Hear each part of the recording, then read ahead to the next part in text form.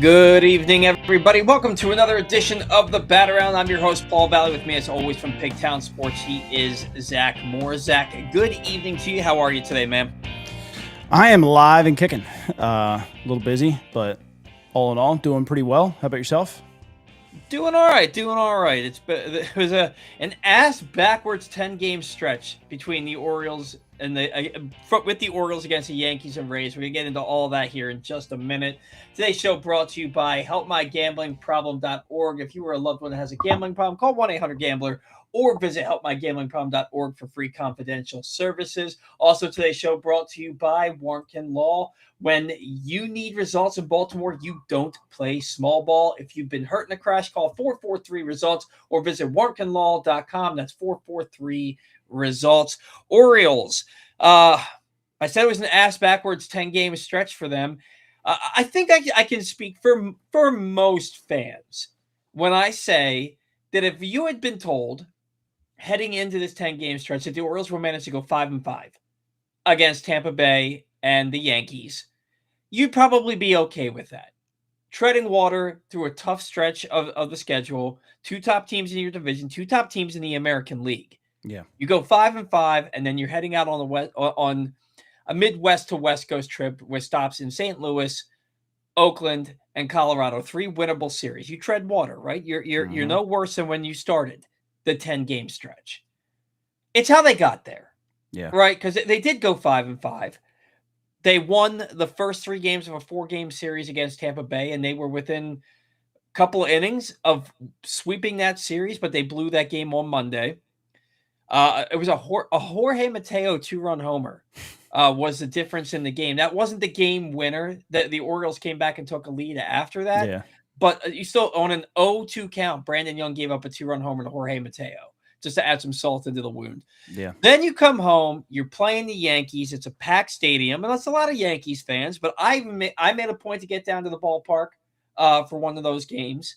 First 2 games were close. The last game, you think it's going to be a pitcher's duel, ace versus ace, Bradish versus Cole.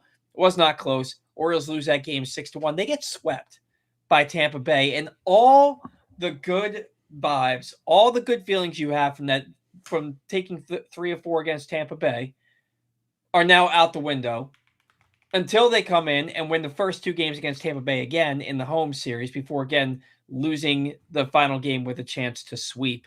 And the bats, just aside from Colton Cowser, just didn't even show up today. So 5-5, but that 5-5 is weird because you could have realistically swept both series from Tampa Bay. You couldn't sweep either. And you got swept by the Yankees, who are without Judge, Stanton, Bellinger, and Fried. Yeah, that was rough. It was tough series. How are you feeling after this 10-game stretch? You know, we keep talking about how they're still in it. They're 2 games back of the final wild card spot right now. They briefly took over it last weekend when they took those first 3 games from Tampa Bay, but now they're 2 games back, and we've got 41 games to go. I mean, when you first started the series, it was pretty exciting. Like the offense looked like the offense we thought we were getting, and then you come home against the Yankees and just maybe you kind of chalked it up to the Yankees have a really good pitching staff. Mm-hmm. The Rays do too. Listen, they scored 14 runs in 6 games at home. At home, yeah, 14 runs in 6 games. Again, 27 runs in their last 10 games against the Yankees. Yeah. And another Shane Baz start, who he sometimes gets in this little rut where he gives up 2-3 runs in 1 inning, and then he's shut down for the other 5 innings usually. You got to find a way to score this guy a run. Mm-hmm. He's second in baseball right now after today with 14 games where the offense has scored 2 runs or less. 14 of his, 24 starts? Yeah. Is it 24? And then, of course, the last time that they scored him 4 or more, 26. He gave up 5. Yeah. Yeah. So, I mean, it's just this offense just seems to, disappear when Shane Baz starts. I have no idea why. I literally have no idea why. Well, Nick Martinez is really good. All-star this year, having a good season. Comes in 12-4 with a 3.02 ERA. Doesn't throw too hard, but he's got 5 different pitches that he throws, and they just, it looked like they were trying to hit everything out of the ballpark. A lot of pop-ups today. A lot of pop ups. Colton Cowser was the only one who seemed to be able to get anything going against him. He had the double, and then he also had the solo home run in the 9th inning. Yep. And then Holiday ends up on was it Holiday? Ends up on second base with no, it wasn't Holiday. Who was on second base? Tavares. Tavares lays down the bunt. They throw it away. He ends up on second base with nobody out. And you have the top of your order up, Holiday, Alonso, Gunnar, and they can't get the job done. Gunnar, right. 2-0 pitch. And I mean, somebody was like, man, you guys are really hard on me. Hit it 102.7 miles an hour off the bat. I don't care. Don't care. I really don't care anymore. 2-0 ground ball to the to the second baseman is a ground ball to second baseman to end the game. Yeah. You know, and it's just a frustrating way. You're feeling good. You've got a runner on second, nobody out, and you're thinking Alonso's going to get an opportunity to hit a 2-run home here. Maybe Jackson get a base hit, and Jackson hit the ball on the screws, but right at the center fielder. You know, Alonso, what did he do? He grounded out. He hit a sharp ground ball at the middle, but that's where they were playing him, right behind the bag at second. And then Gunnar, 103 off the bat, but again, right at the second baseman. They got him over the third base, but that was about it. Yeah. And here's my thing with Boz. Okay, I like Boz. He's worth every penny that you paid him when you signed him to that extension. Like you said, he has that one inning. And it's not just that he has one inning where he comes out and just can't get anybody out. He does this a lot where he gets the first two guys out, and then there's back-to-back hits. Today it was single, wild pitch to score a run, single, and all with 2 outs and 2 strikes and nobody on base. Right. And it's just like, dude. And look, the with 2 outs, Yandy Diaz hits that ground ball to second base. Yep. 90% of second. That's a catchable ball by a backup second baseman, typically.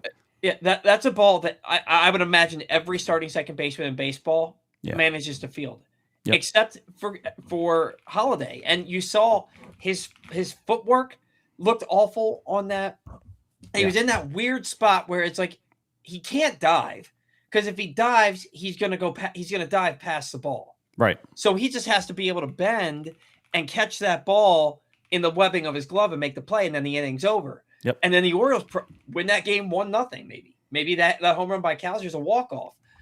But what kind of drives me nuts too is the other night he made that play, and he threw it to Gunnar, and Gunnar dropped it. Yeah. Well, and actually the other night, the one that he made that he threw to Gunnar, he had to stretch further. Right. For that. And see, here's my issue is that with Holiday, it's the same reason. It's the same thing I say about him being able to go to his backhand side.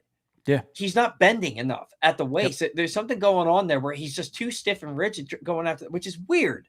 Yep. Because he's a young kid. He's very lean, in phenomenal shape. You'd think that he'd be really flexible enough to go down and get those baseballs, and he just can't. Yep. A lot of balls off the heel. The footwork. You can watch that 100 times and you'll never understand the footwork there. He got like an in-between step there. But here's my issue. Okay, he doesn't make that play. Get the third out. Right. Get the third out. He doesn't make that play. Okay, he didn't make the play. Go do your job and get an out. And it's weird to say do your job because you went 5 2/3. You gave up 3 runs. But it should have been 6 innings, no runs, and you could have been out there pitching at 82 pitches through 6 innings, whatever the hell it was. Yeah. So it's just like, I understand you didn't make the play. You know your team's not going to score for you. It's obvious, especially today, what they're doing against Nick Martinez. He had retired 15 of 16 at one point. Right. It's obvious that they're not going to score for you. Bear down, man. Bear down. Okay, he didn't make the play. Get the next guy. Yeah. You know? It's annoying, honestly. I wish there was something we could even look at to say why that happens to some guys around baseball. Because it's not just Shane Baz. I mean, when you're looking at it, Reed Detmers, it's happened to him 15 times.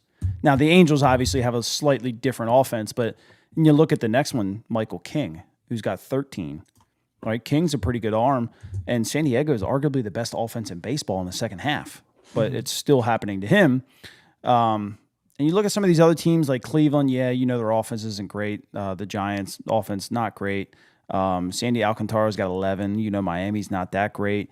Kevin Gossman, Toronto wasn't very good this year. And then you just kind of keep going down the list. It's the same teams. But it's only Shane Baz from Baltimore. on this list. The next person in Baltimore, let me see if I filter it by Baltimore, because I'm pretty sure the next one has like 7.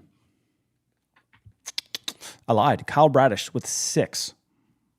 So 14 games for Shane Baz. The offense has scored 2 runs or less. Then you got Bradish at 6.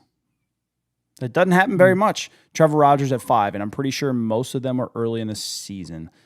Let me double check, because I'm pretty sure they were very, very early. Yes. March, April, and the first 2 days of May, or first 2 starts of May. So it hasn't happened to him since May. Mm-hmm. What the heck is it about Shane Baz?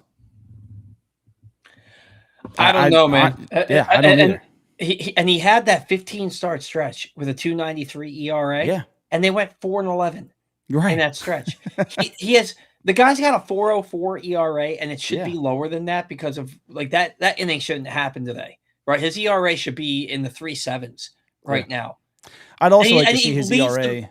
Go ahead, leads the majors with 14 losses. Leads the majors with 14 losses with a 4.04 ERA. Meanwhile, 2023, Kyle Gibson had a 4.79, and he had 15 freaking wins. Yep. Baseball. I'd like to see his numbers with a competent defense behind him. Now, our defense has been better, but I'm talking like a top 10 defense. I want to see what happens with a top 10 defense. Not just to him, obviously, all the guys, but just right now, mainly, I'm focusing on Shane Baz, just to see what happens. I feel like there's a lot of times where they're not executed as errors and they're not written down as errors, but they're errors. They're either mental errors or they're stupid. Something shouldn't go somewhere for an easy out, and then it turns into a big inning, which I do kind of fault him for a little bit because I feel like he struggles to limit the damage a little bit. But I just, knowing that he struggles a little bit, I would love to see if just that I hate to even say routine, but just that play that we think that should be made is made, and then the inning goes different, what his numbers would look like. Right. Because it's just him. It's really just him. And especially early on, it was just him and Rodgers, really, where it seemed like the defense always fell apart early in the season, like every time. Can we talk about the bleeders? The goddamn bleeders.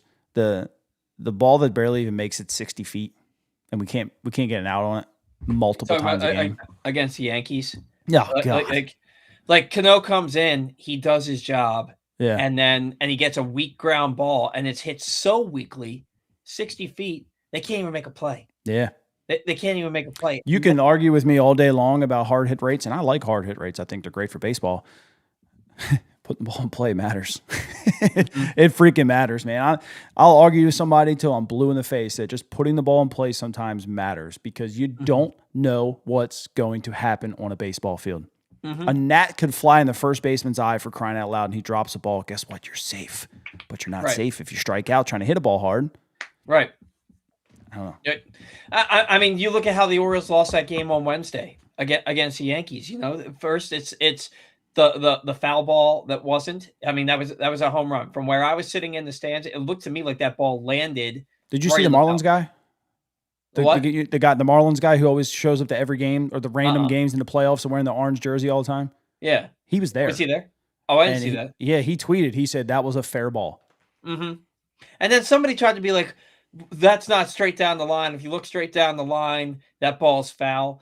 You're not using depth. You have no depth perception there. Here's another thing. So I seen that argument, right? And they lined it up. The 33 is actually straight behind the foul pole. Mm-hmm. Our angle is up the first baseline. The problem is where it showed going foul finally was 50 feet behind the pole. Yep. It was 50 feet behind the pole. Yep. That ball's fair.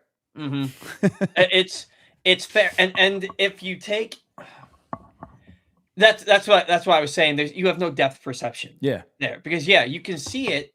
If you look long enough, any of these balls could end up going, like the second decker from Kobe Mayo could end up going foul. If you look at it, if you watch it long enough, but the ball crossed in fair territory. From where I was sitting down the left field line, it was clear. From where the fans were that caught the ball, it was clear. They all raised their hand and they were saying fair. It's fair. It was a fair ball, right? And instead of it being 4-3 Orioles and now Gunnar Henderson at the plate, Pete Alonso ends up striking out. It's 3-3. Cam Sanders comes in and looks human and hits a guy, walks a guy, and then I think he gave up. I think he walked two and hit a guy.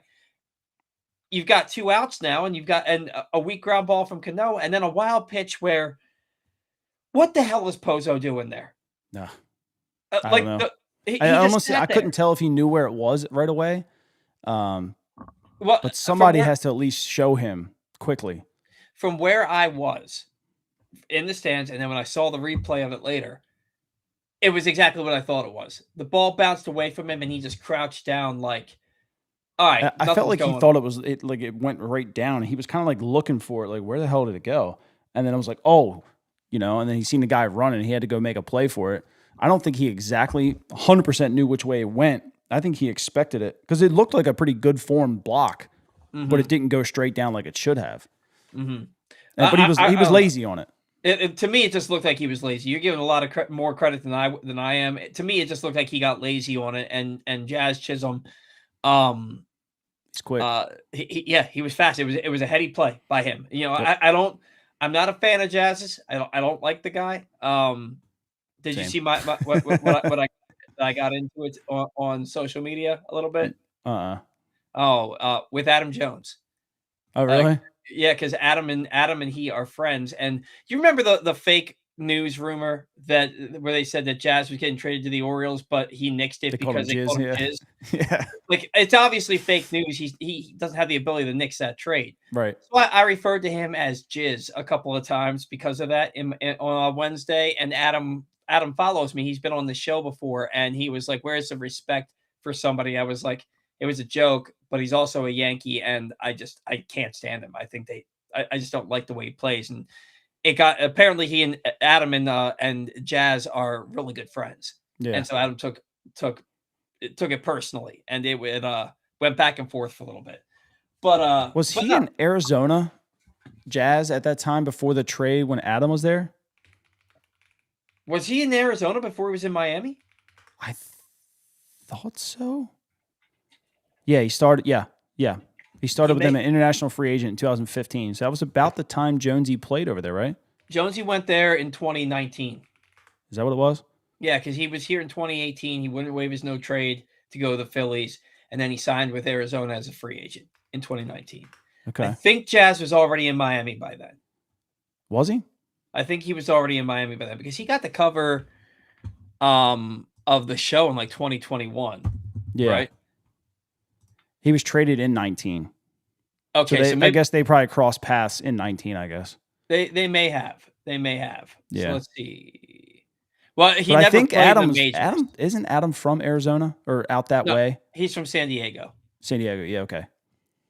But yeah, no, he Adam called me envious because I explained why. I don't know. I'm not going to get into it. It was this whole weird thing that just shouldn't have happened. Like, I shouldn't have referred to him as Jizz, but it was a joke, and he's a Yankee fan, and I'm an Oriole guy. You know what I mean? Right. So like, I don't really care about that, but it was just this whole thing that didn't need to happen. And Adam, made some hints about something about me that's just not true and very, very far off base, and I didn't like that either. But it's a whole thing for another day that I can tell you off air. But yeah, like getting back to everything though, like, it was a heady play by Jazz, and now the Orioles are down 5-3 instead of up 4-3, and you don't know how that game goes if the umpire gets that call right and calls the home run fair. Yep. If he calls it fair, it's a different game. Is Sanders in pitching in that moment? Do they go with Hoppy? Because Hoppy was warming up when the Orioles were batting, and then they switched it over to Cam Sanders.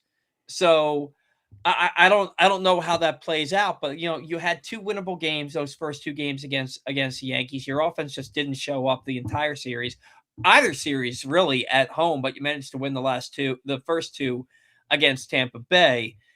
Getting back to the bossing, do you think part of it is the team pressing because they know they don't score for them and they really want to? Kind of like the whole Gunnar situation for the entire season? I mean, maybe. At this point, yeah. I mean, 14 games in, yeah. God, man, that's just an odd situation because it seems to happen to one guy every couple of years. Because if I remember right, I can't remember who it was, but a couple years ago, I shouldn't say a couple now. We're talking maybe the 2010 era. it happened to one of our guys where we just couldn't score for him at all. Mm-hmm. And I can't remember who it was. I remember you bringing this up on the show last week or the week before. Yeah. Was it and Tillman? No, Tillman before Tillman got really, really good?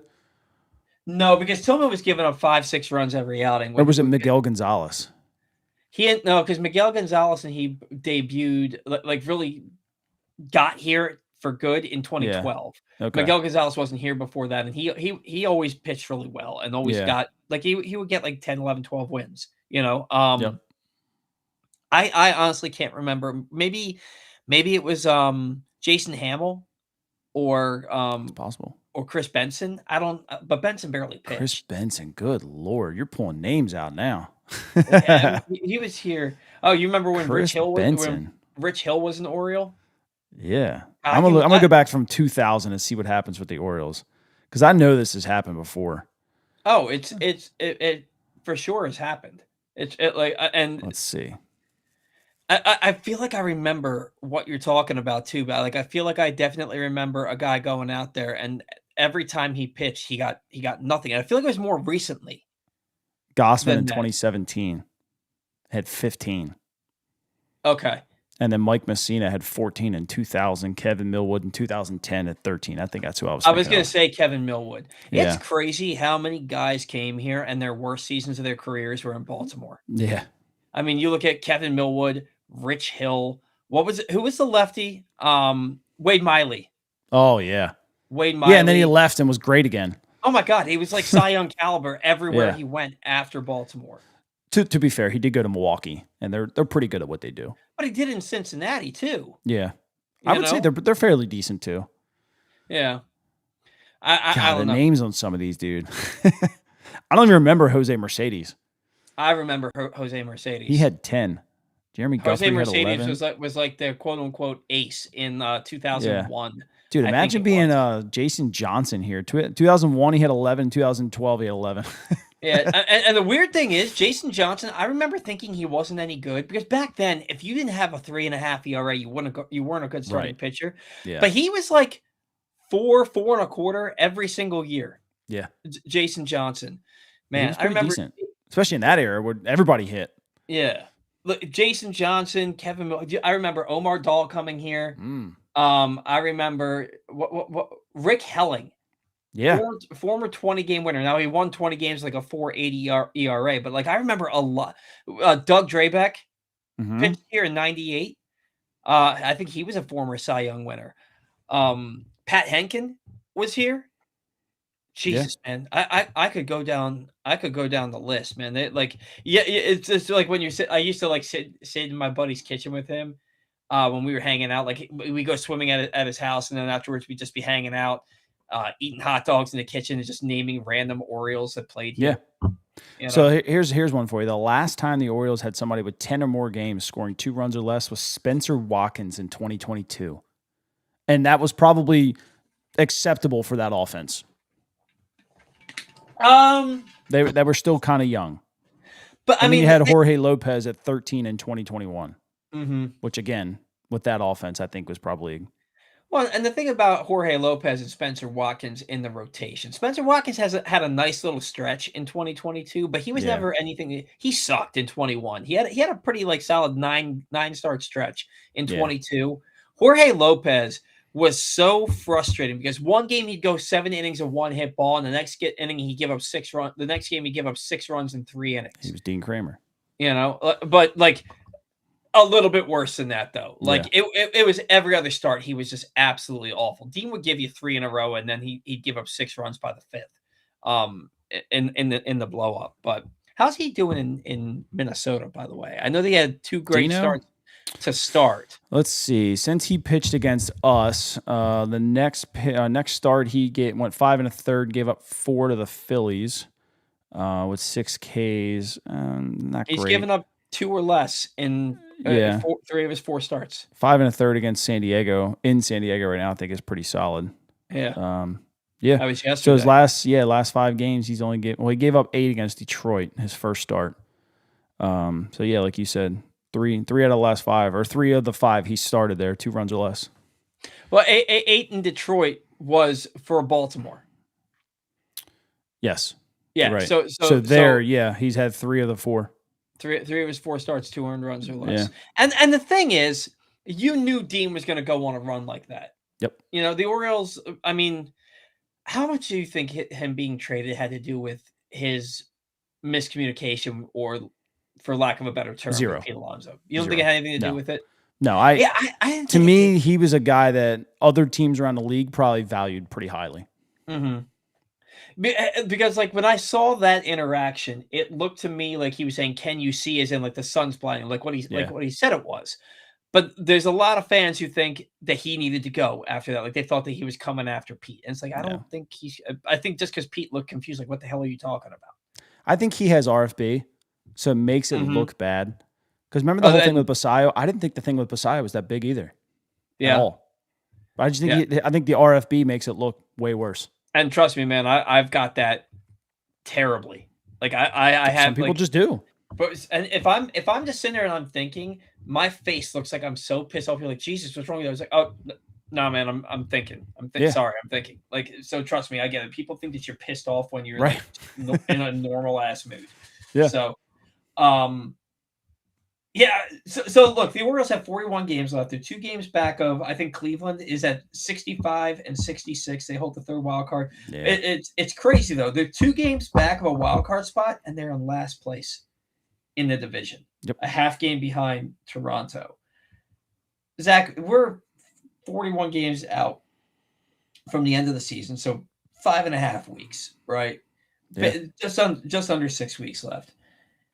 This team has held the 3rd wild card spot for 2 days on their own at any point this year, basically over the last 3 months, and that was like last weekend. Realistically, why should we expect them to make a run now? Especially when you look at the schedule they've got coming up in September. And yeah, they could get Felix Bautista back. They're going to get Blaze back. Maybe Housley figures it out and gets back. He's not even throwing yet.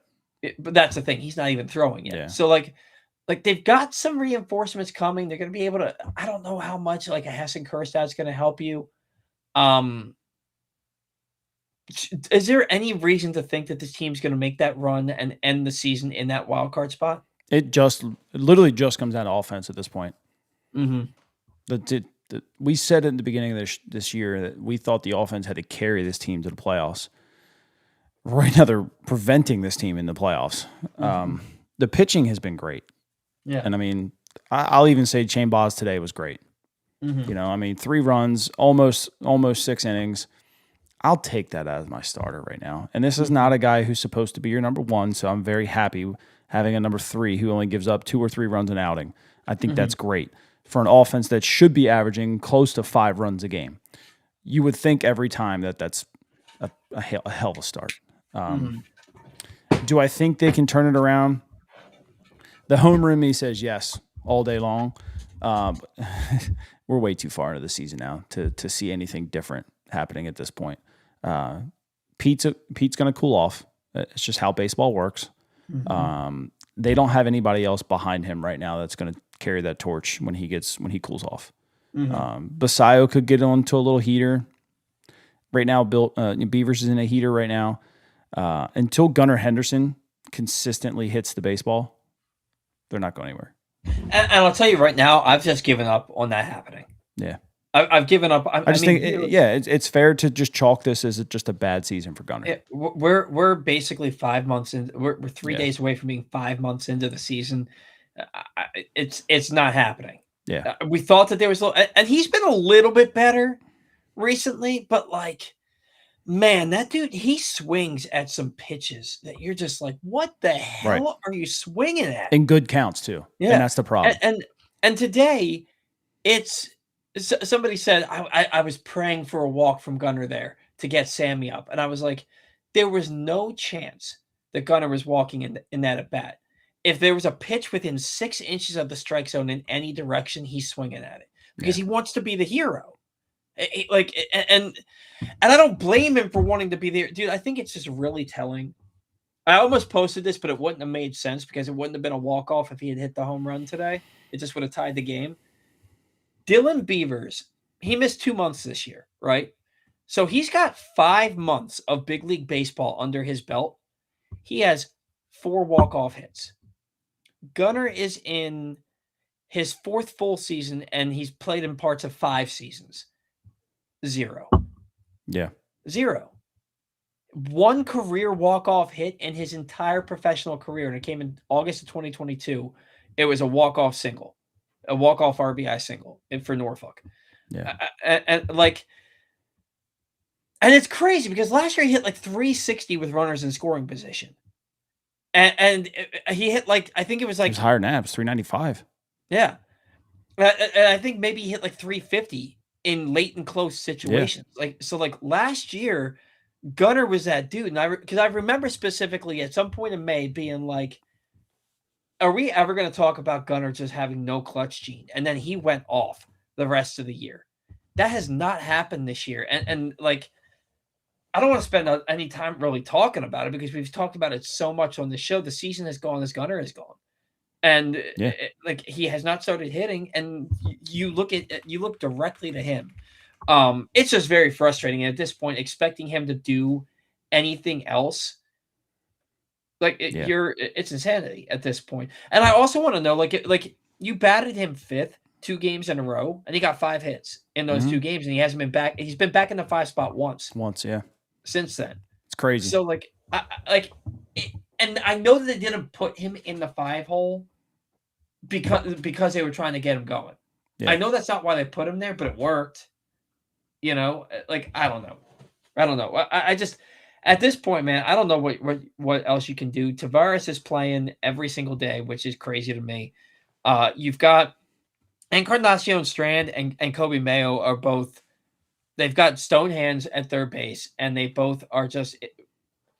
It's either they're going to hit the ball a really long way or really hard somewhere, or they're going to strike out, and there's no in between. Yeah. And it's kind of the same thing with Tyler O'Neill. Like, Tyler O'Neill's gotten to the point now where he's either hitting a 430-foot home run or he's popping out to right field. Yeah. Do you want to hear something kind of slightly disgusting? Always. Tavares is the second best player on the team as far as RBIs or runners in scoring position this season. Well, he's been hitting over 300 most of the year, right? Yep, 304. Yep. You know what the next sad part is?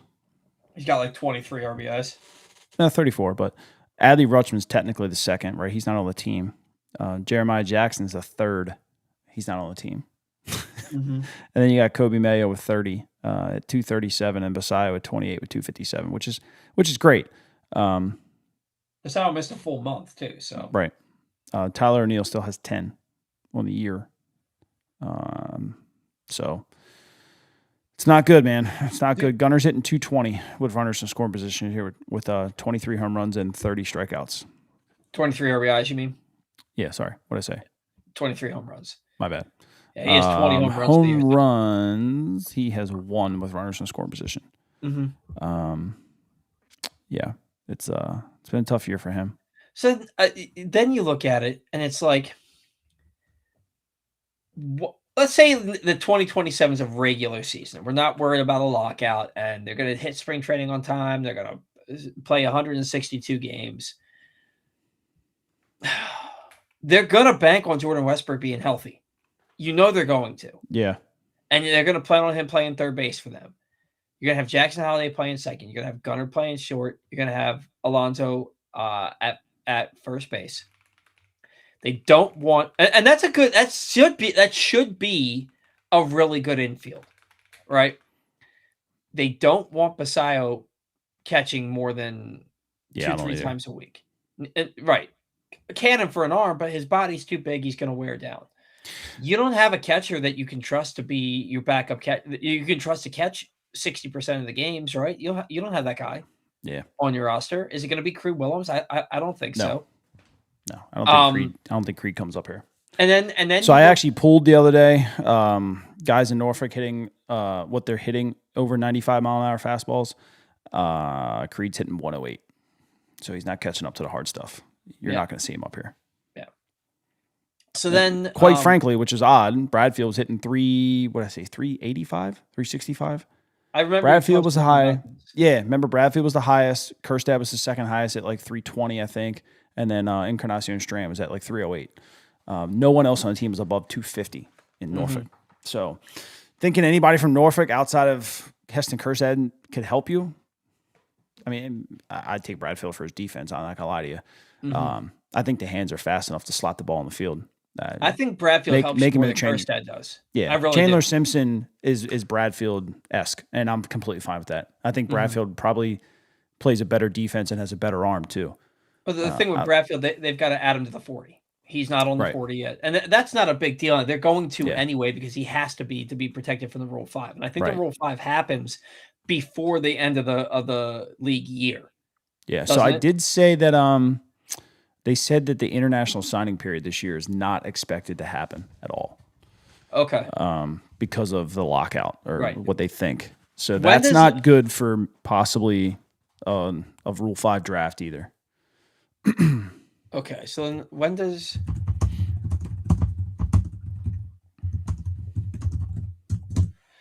the regular season ends? Let's see.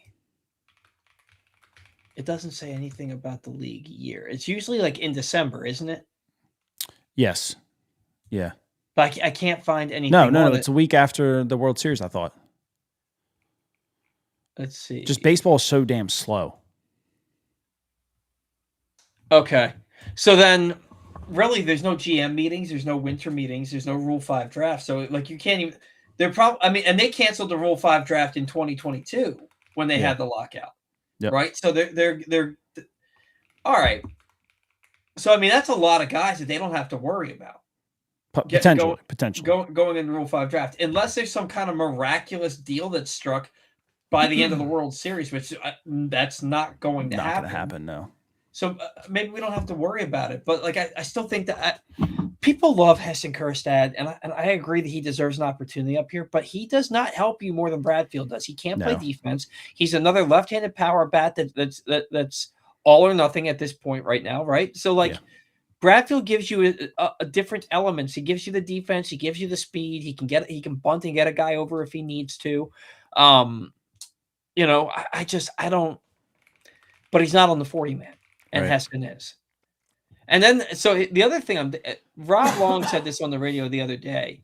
He was like, when they expand the roster to 28 guys, it's going to be Jeremiah Jackson. Now, look, do you think it's Jeremiah Jackson with how bad he's been since you said it should be? Shouldn't be. Yeah, I mean he's 3 for 35 since the beginning of August. I mean the beginning of July. Yeah, ball's getting thrown right by him too right now. Yeah, and a lot of that's because he's not playing. But you don't have time to play him. There's just nowhere to play him. Like they try to sneak him out in left field. That's fine. You already got 9 outfielders. It's just not a good spot for him. You're going to have to bring up. I mean, obviously you want an outfielder, but you probably don't have room for an outfielder either, to be completely honest with you. Who could they even bring up that helps you right now? Because right now you don't have – it's probably Luis Vasquez. If I'm being honest, because you don't have you have another infielder that can play all over. Do they make a 40-man move? I highly doubt it. I really do. Who do they even have on the 40-man? And honestly, they might bring up nobody, and it might be Blaze. That's true too. It might just be Blaze. Yeah, it might just be Blaze. I didn't even think about that. Like, because if he wants to be back by the end of August. You wait till the beginning of September. You don't even have to worry about making another move. Like you just add them to the roster, and it's like, all right, we got everybody here. Yeah, the more I look at it, it's probably Blaze. Yeah, but then what is it? Are you adding to Leon? Is he's on the 40, isn't he?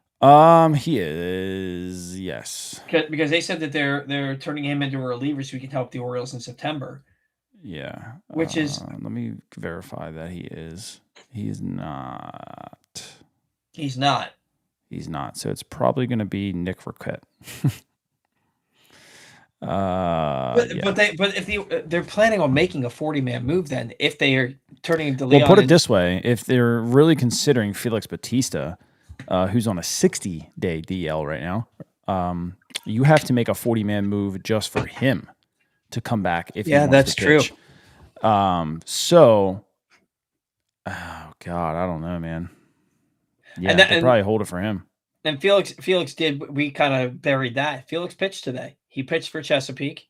Struggled, but yeah. Yeah, I think he got one out. I think he had 3 walks, Mhm. 3 earned runs allowed, something, and 1 hit. I think it was 1 hit, 3 walks, and 3 earned runs allowed. Yeah. But he touched 97. Yeah. Which is, and I was looking this up. So like the only other pitcher that you can really compare is Roy Halladay, who had the rotator cuff and labrum fully repaired for the 2013, and he did not pitch well. I think his fastball was topping out in the mid to upper 80s, and he threw one at like 83 miles an hour, and his career was done after that. Felix Bautista, though, he's so big, right? He's just such a big guy that it's less emphasis on the shoulder. Yep. Really, like it's more full body type of motion. And the I can't remember the name of the surgeon that did this, but it's like this new advanced technology surgery that they did with him that like it's like state of the art, like new cutting edge type stuff that they did with him. The fact that I didn't think he'd ever throw in the upper 90s again. I mean, you talk about somebody having a fully torn rotator cuff, a fully torn labrum, having them both fully reconstructed at the same time. Right. And then it takes a full year to recover to get back on a mound from that, basically, right? Yeah. I'm thinking if he hits 93, 94, he'll be lucky. And that's what I was thinking. Not touches 97 in his first outing. You know, I don't think he's ever getting back to 101, 102, 103. No. But if Felix can throw 98, if he can throw 98, I know his fastball is a little flat, but if he can throw 98, he's got a good slider and he's got that splitter that falls off the table. And he's got the ice water in his veins, right? He's got the makeup to be a high leverage guy. If he's hitting 98 at full health with those other 2 pitches, do you feel good about? Do you have confidence in that? No, not this year. Well, I don't mean this year. Yeah, I mean for his career. I think that I think you might see him because I think he's going to take a full 3 weeks because once they start the rehab, you have 21 days, right? Yeah. So I think he's going to take the full 3 weeks. Well, the problem is minor league games are over soon, aren't they? Next week? They end. I think no. They like Norfolk, for example. Norfolk goes the full year. Norfolk ends like the last week of September. Is it really? Yeah, AAA plays to the end of September. I thought they moved that up. Yeah, end of August. They stopped September 20th. Yeah. So he's going to take. So that's good. Okay. He's going to take the full 3 weeks. Yeah. And then maybe the full 3 weeks puts him what if he just pitched today, which is the 23rd. That's 7. That puts him mid-September, like September 14th, and then maybe they have another injury and they have him do another rehab assignment. I don't know. Yeah, so AA-'s got 3 more series, and then I guess 5 at Norfolk. Yeah, and I think you can close the book on Ryan Helsley's season. That's just not enough time. Yeah, well, they were saying that they don't know that. I don't know how you could say on the broadcast today he might not need a rehab assignment. Like he hasn't pitched in 2 months. 8 weeks. It's been 2 months since he last pitched. And he only pitched 3 games coming off the previous one, if that. Mm-hmm. It was like 2 or 3 outings, wasn't it? And they got hurt again. Something like that. Yeah, and he missed like 6 weeks that time too. Yeah, I don't know how you can say he won't need a rehab assignment. He's going to need a rehab assignment unless you want this to never heal. Yeah. Unless you're giving him like deer antler spray or something. But so let's say I don't think that you're looking for any kind of results, and I don't think that from Bautista this year. And if he does pitch in the big leagues again, I think they're planning on him pitching in the big leagues. Yeah, they're going to try at least. Do you have? I can't imagine they're using him in high leverage situations. I think he's coming in like the 6th inning. Yeah, right. Probably. So, he started the game today. So if you have that situation with Bautista, where he's back pitching in the big leagues this year, the results are what they are. It doesn't really matter. It's just all that matters is that he pitches in big league games and he gets out of it healthy. Then he has a full go spring training next year. And say he's throwing 98 every now and again. Maybe he hits 99. He's got the splitter. He's got the slider. Those pitches look good. Do you have confidence in that version of Felix Bautista moving forward, starting in 2027? Can I be honest? Mm-hmm. I feel like every single outing I'll be sitting on the edge of my seat waiting for him to get hurt again. Is that fair to say? I feel that I felt that way with Kyle Bradish. I feel that way with Helsley right now too. Yeah. I mean, I felt that way with Kyle Bradish until about 2 months ago.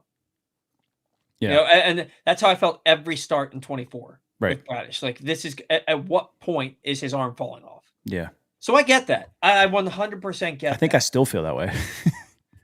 I hate to admit that, but like the state of the league, the injuries are just at that point where I just feel that way. And I don't think I'll ever stop feeling that way until they figure it out. Yeah. We gotta get a bill paid. Today's show brought to you by Sports and Social Live Casino. Sports and Social has teamed up with PressBox for the best fantasy football draft experience in town. Book your league draft today. It's just $20 per person and includes your first beer and your first gourmet hot dog. Damn, that's a deal. They have great Wi-Fi for leagues with players drafting remotely. Plus, every commissioner and team gets special prizes and promo items, including a championship ring and draft board. Enjoy their 100-foot video wall during your draft. Go to Open Table Sports and Social Maryland to make your reservation today. Today's show also brought to you by County Sports Zone. High school football season is officially underway in Maryland. All season long, you can find scores, schedules, rankings, news, and much more at countysports.zone. County Sports Zone is proudly sponsored by your local Toyota dealer and buyatoyota.com. So, do you think they have a chance in St. Louis? Yeah. I don't. I mean, you thought the same thing about Cincinnati, and they took 2 or 3. I know. But I look at Burleson and Walker. Both are going to hit 100 RBIs for St. Louis. They're both sitting at 96 right now. They both have 20 home runs or more. You know, Walker's got 27. Like, their offense is just, it's nasty. Aside from today, with that base hit, what did Junior Caminero do against the Orioles this year?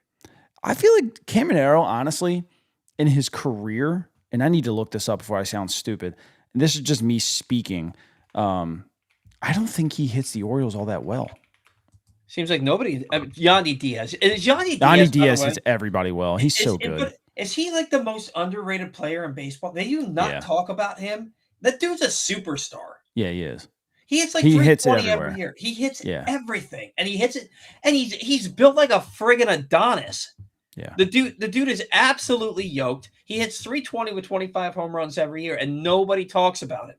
Yeah. He plays for Tampa Bay. If he played in New York, he'd be in the MVP conversation every year. Yeah.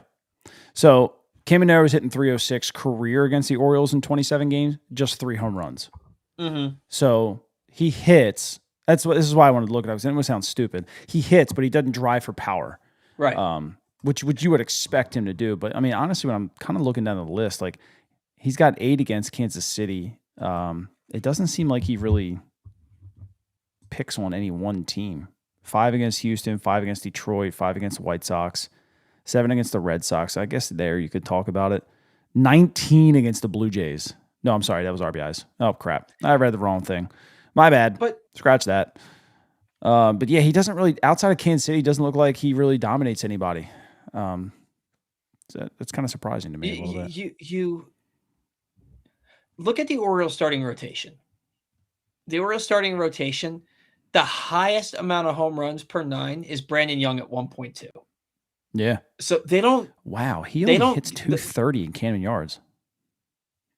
Caminero?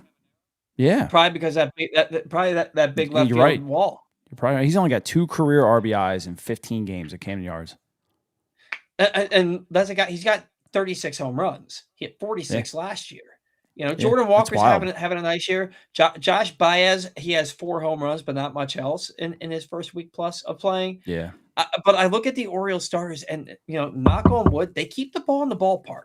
When they're losing ball games, it's not because they're giving up home runs. And most of the time, like usually when you look at Kyle Bradish, he's not giving up the big 3-run homer. Kyle Bradish is giving up like 4 singles in an inning, and that's how he's getting beat. You know, it feels like. Yeah, well, all of them. 0-2. Dude, that game in Chicago earlier this year when Bradish had he gave up like 4 hits in the inning. I think they totaled 120 feet total. Mm-hmm. Oh my God, that drove me nuts. Yeah. And then it just happened to Cano the other day. I feel like the last like 6 hits against Cano have maybe a exit velocity of like 90 combined.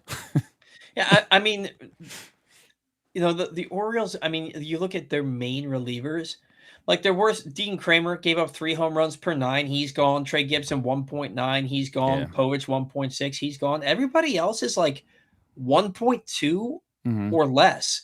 Ryan Helsley, 1.8, but he's gone. Yeah. And Rico Garcia is at 1.5 because he gave up a home run like Every first pitch. the first pitch like 6 games in a row, it felt Yeah. like. But I mean, like this He's team, quietly gotten better the last couple outings. he has gotten better. I noticed that too. But like this team does not give up a lot of home runs. Yeah. So I mean, like, and the guys that do they aren't here. Right. How is Zach Eflin 2.5 home runs per 9? Because he probably only pitched the 5 games. I guess he gave up 1 home run in 3 2/3. He didn't pitch 5 games. He had 1 start. Yeah, there you go. Yeah. I remember it wasn't much. Home run but it was it was a solo shot. I was there too. How did I forget that? Yeah, he was. I mean, like he looked good that start too. This team just does not. Chadwick Trump gives up 9 home runs per 9 innings. That's funny. This team doesn't give up a lot of home runs, and like I say that knock on wood because like I don't want to like jinx the team, and somehow I managed to do that a lot more than anybody should. So I'm to say I'm not worried. I'm not going to say I'm not worried about them, but it's the least of my concerns. Yeah. My concerns are who are the pitchers that the Orioles are facing, and are they going to be able to hit them? Because if the Orioles offense shows up, they're going to win the series. Yeah. The offense has to show up. And if they go out to Colorado and they get shut down by 2 dudes with 5.6 ERAs, I am just gonna snap. Yeah. We got them next, right? No, it's St. Louis, Oakland, we got a day off. No, I'm talking about we play them next in St. Louis, yeah. Yeah. This would be fun. They have promotions every night. So that stadium would be nice and packed. That's a good promotion too. Thinking about flying out there? Then you got a JJ Weatherholt magnet. That looks like a pretty big magnet too. That's what she said? Yeah. So it's all TBD for the that's what I was hoping to look for, but I kind of want this jersey. So let me see. That is an odd jersey, and I kind of like it. It's Naruto night. What the hell is that? What's Naruto? Why do I not know? Isn't that oily massage? No, it's a Japanese manga series written and illustrated by, I'm not even going to try and pronounce that, a young ninja who dreams of becoming a Hokage. Okay. So let's see. There you go. Starters, but it looks pretty cool. So the Cardinals have... They have Dustin May, who's been throwing the ball fairly well. And I don't know if we miss him or not. Kyle Lehigh, he's 10-4, the 324. So May pitched on the 19th. So we're going to get May because they're off tomorrow. And he might start game 1, right? You're going to get 20, 21, 23, 24. Yeah, that would be the 25th. He probably start game 1. Yep. And then you got he Kyle did get Lehigh, shelled last outing. He gave up 7 in 2 innings against Seattle. Matthew Liberatore, but Liberatore's not great, but he's a lefty. Yeah. Michael McGreevy.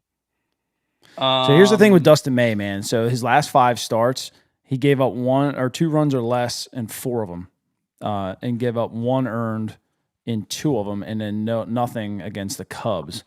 He's going to shove against us. He's absolutely going to shove against us. Yeah, 100%. Oh, man. Somebody said May got traded right now. May's there. Yeah, Dustin May. Jackson B said I believe it's Liberatory game 1. So yeah, they'll face the lefty. Okay. Then they'll probably. And Dustin May is he was injured, wasn't he? Like not this year, but I think he hasn't. Did May get? He did get traded to Milwaukee. Okay, that's right. Oh, good. We could miss him. Yeah. Oh, he did get traded. You're right. Yeah. Somebody said that. Good call. He did. My apologies for not knowing what Naruto is. The jersey's really cool looking. I wish I could put a picture of it up. It's like it's an old vintage St. Louis jersey, and it's got their logos on the sleeve. Share screen. It's got the old school, huh? Oh yeah, you're Share your right. screen. Let's see if that works. Allow then that. There it goes. Oh, add to scene. That's pretty So cool. What do we got here? Oh, okay. That looks totally Japanese. I kind of like that. Yeah, I think that's different. that is cool. That is cool.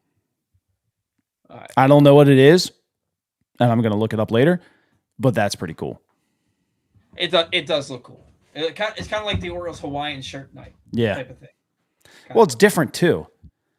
Yeah, they're not just doing the same thing as everybody else. Like that's completely different. And like, I should have showed the bigger one, but it just like I love how they're using the old school St. Louis logo with it, and like it has like Naruto as the name in the back. Like I like that. That's really cool. Speaking of old school, have the Orioles worn all orange at all this year? No. Nope. That's bad for the vibes, bro. Is it? I think the last time they wore it was what, Grayson? They wore them last year. Last year was the first year that they brought them back. Yeah. It was on Grayson's day, wasn't it? Didn't they made a bobblehead with Grayson wearing that uniform? Grayson didn't pitch it all last year though, so like that doesn't. Really That's matter, right. Right. But he still had that bobblehead, right? He might have, but they also wore them every Saturday. Is that what it was? They did say I think it was just temporary. Well, bring it back. Yeah. Bring it back. Why the hell not? It's my favorite version of the Orioles uniform, although the new City Connects are dope. We did a Naruto night. I didn't know that. We did? I have no idea. And if we did, it's not as cool as that, then Well, while you're figuring that out, if you missed anything from Glenn Clark Radio this week, including conversations with Tyler Wells, Evan Washburn, and memories of O.J. Brigant shared by Super Bowl champions Jamie Sharper, Brad Jackson, and Ray Rice, you can find them in the Glenn Clark Radio Week in Review feature, PressBoxOnline.com. And as always, watch or listen to GCR every Monday through Thursday at 11 a.m. At PressBoxOnline.com/radio or right here on PressBox's Facebook and YouTube pages. The latest edition of PressBox is also available right now. On the cover, Antonio Barbera looks at the Minter effect and what new Ravens coach Jesse Minter brings to a team with Super Bowl aspirations. Also inside, an extensive fall college sports preview profiling significant players from programs all over the state, including Electric Navy quarterback Braxton Woodson. PressBox is always available for free at your Baltimore area High's dairy stores, hundreds of locations around town, and you can read the entire issue for free at PressBoxOnline.com. Do you have any hopes for Maryland? Do you follow Maryland football? Not football, basketball. All right. I follow Maryland basketball kind of. Maryland football, not really, because every year they start 4-0 and then they don't win another game. And I'm trying to figure out if there's any reason for me to get excited about Maryland football because I want to be. Yeah. But they suck, like always. So I'm kind of irritated now. The Orioles did do a Naruto night, and apparently most teams in baseball did. And they all have really awesome looking jerseys, and the Orioles did a bobblehead of the bird. And that was it. That's a money saving thing. Oh my God, dude. I mean, like the bobblehead, it was fine. It looks fine. But like the Mets Naruto jersey, really cool looking. The Toronto one, really, really good looking. Are the Orioles the only one not to do a jersey? So far. The Angels one looks really awesome. The Giants looked about what the St. Louis did. Yeah, I think the Orioles are about the only one. That's lame. Yeah, Miami, Astros, Blue Jays, Dodgers. Hey, let me ask you something. As a former professional player, do you wear Orioles jerseys? Yeah. You do? Well, there are some people that don't think that grown men should wear another man's name on their back. I think that's stupid. It's like you're supporting the team. I wore Adam Jones. I wore Adley Rutschman. And then I have my own custom Pigtown one. Okay. And like wearing an Orioles jersey that doesn't have a name on the back, like I have a Machado jersey, I have a Jones jersey, I used to have a Tejada jersey. I have a Rutschman one somewhere. I actually have a couple of Machados, I believe, and a couple of Jonesies, I believe. But like I don't have an issue wearing a jersey. They're so expensive now. I don't ever buy one. Like a good jersey is like anywhere from 150 to $300. That's You know what I mean? crazy. So I just don't want to spend that kind of money on something. But I wasn't sure because you used to be in the organization, all that. If you wore another, like I didn't know what your opinion was on that. So I thought that Look, I grew up around here, so I've always been a diehard Orioles fan. Like, I still support guys, man. I don't care. Yeah, yeah. If it's blazing hot, I'm trying to wear the lightest Orioles shirt that I have possible. I won't wear a jersey, but I wear a lot of time. Orioles. I wear a lot of Orioles t-shirts these days, and my two favorite ones are the pitching ninja ones. Like I got the green one that has like the top of the scoreboard on it. I like that one a And lot. I have the I saw that and I was like, I have to own that shirt. Yeah. Like I have to. And I got the black and orange Orioles pitching ninja. Do they do an orange one with the black pitching ninja in the middle? I haven't or is that seen one yet. That's probably they probably have that for the Giants, I'd imagine. They probably have that for the Giants. So I actually really like that the green one that I have for this year's City Connect. It was I think it's like the home plate with the B inside of it. I like that one a lot. It's buried in my drawer. I can't even find it anymore. Pikachu-esque. I don't know what DHG stands for. DH Gate. A DH Gate? Yeah, jerseys are like $30 Isn't in that China. But that's the thing, though. I used to get a lot of NFL jerseys doing that, and there's always something wrong with them. Yeah. You know? Like, I mean, they're not perfect, but they're pretty good. I think they've gotten better over the years, too. I'll have to look into it, but it's been a while because I remember my buddy gave me his Terrell Suggs one, which is still like a dress on me, because the NFL was written in pink, and it was supposed to be in red, and so I got that Suggs jersey somewhere. I don't wear that one though because again, like I could be wearing shoulder pads with it, and it would still come down to my knees. Yeah, like it's. I had a Color Rush CJ Mosley jersey for a while that I got for like $20. But it looked really, really good. I got a free Lamar Jackson jersey for signing up for one of those online sports books. Oh, nice. So that was cool. Yeah. But yeah, so the last thing I want to talk about is like we're talking about the Orioles, and we're talking because you were talking about their defense, and it made me start thinking about what they're going to do for next year. And if Westberg's healthy, then like fine. Like Jackson Holliday doesn't play a great second base, right? But like I'd put Westberg at second base. And they might because of his arm, but then who's going? And maybe you have Kobe Mayo playing third base because the bat came alive this year, although he can't hit right-handed pitching, which is so weird to me that he can't hit right-handed pitching.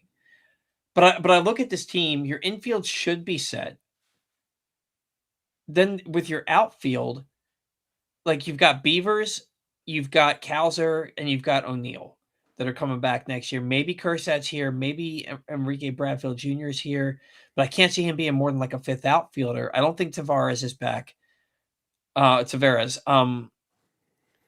This team needs to improve offensively and defensively, right? Like, do you go into next year making the same mistake that you made the last 2 years, expecting guys to take a big step forward that just haven't done it yet?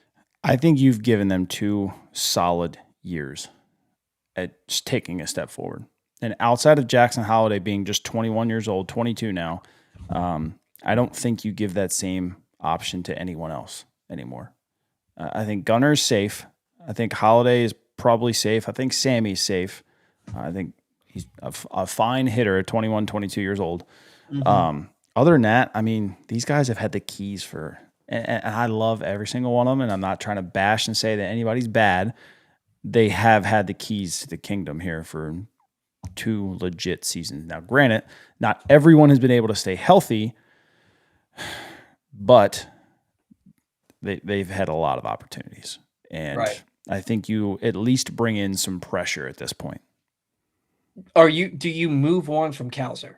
Because as good as his defense is, he can't hit.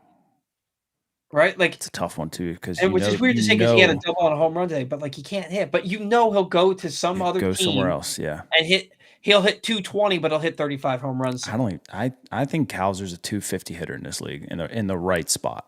I do. But he's had the keys to this kingdom long enough here. And that's why I get so pissed off with Cowser. And people think I hate Cowser. I don't hate Cowser. It's because I have such high expectations for him and I Yeah. see so much freaking potential that it pisses me off more than just about anybody else that he's not better. Same. Because they spent a 5th overall pick on him. He can't hit left-handed pitching. He had his first home run off a changeup today. He goes on stretches where he goes 3 for 54 with a 50% strikeout rate. Like, you should be hitting 250, 260 with 25 to 30 home runs. You should be stealing 15 bags a year, and you should be walking. You should have a 350 on base percentage minimum, in my opinion. And you don't do any of that. And I look at it now, and it's like, I don't think that you can go into next year banking on Jordan Westberg, and I don't think you can go into next year with any plans for Colton Cowser to be a part of your everyday outfield. So my biggest worry is Cowser goes to Tampa or Milwaukee and just goes off. Just goes off. But can you worry about that if he's never going to do it here? No. It's like Jake Arrieta going to the Cubs. Like, we knew that Jake Arrieta was going to go to the Cubs and absolutely shove. And for 3.5 years, he shoved for the Cubs. But, like, you just can't. He wasn't going to do that here.